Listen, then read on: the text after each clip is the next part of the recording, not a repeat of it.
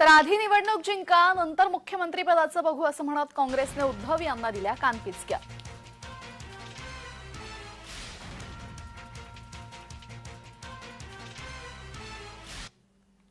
तर निवडणूक तोंडावर असताना उद्धव स्वतःच्या मुख्यमंत्री पदासाठी मवियात दावेदारी करत असताना काँग्रेसची काय भूमिका आहे पाहूयात। निवडणूक जिंकण्यावर लक्ष द्या, मुख्यमंत्री पदाची चर्चा इतक्यात नको, योग्य उमेदवार आधी द्या। मुख्यमंत्री पदाची चर्चा इतक्यात नको, निवडणूक जिंकली तर मुख्यमंत्री पद येईल।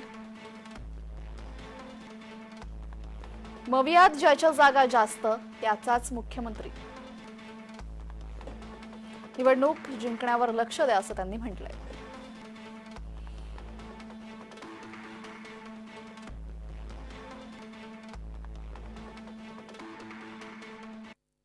महाविकास आघाडीला लोकसभेमध्ये चांगलं यश पाहायला मिळालं आणि या यशानंतर आता उद्धव ठाकरे जे आहेत ते काँग्रेस नेत्यांना भेटायला गेले आणि त्यानंतर चर्चा सुरू झाली की या काँग्रेस नेत्यांना भेटण्याचं कारण म्हणजे मुख्यमंत्री पद हे कदाचित महाविकास आघाडीचं म्हणून चेहरा म्हणून उद्धव ठाकरेंचा घेऊ शकला जातो, महाविकास आघाडीचा पुढे निवडून गेला जाऊ शकतो। असे काही चर्चा महाविकास आघाडीमध्ये चालू आहे का? असे काही प्रकार महाविकास आघाडीमध्ये चालू आहेत का? ते बघा, ते का गेले होते, कोणाला भेटले याची मला काहीच माहिती नाही आहे।